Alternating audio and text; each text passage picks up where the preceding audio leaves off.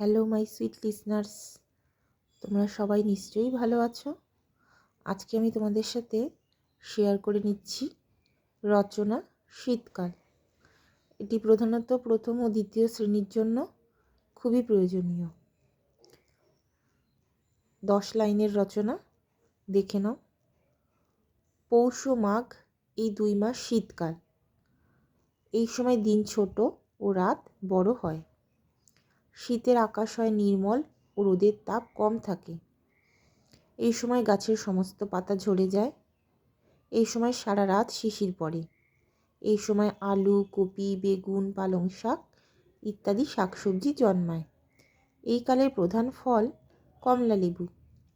শীতবস্ত্রের অভাবে গরিব মানুষেরা কষ্ট পায়।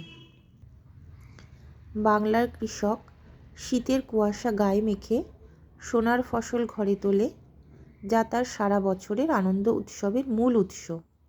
শীতকালের পরে আসে ঋতুরাজ বসন্ত।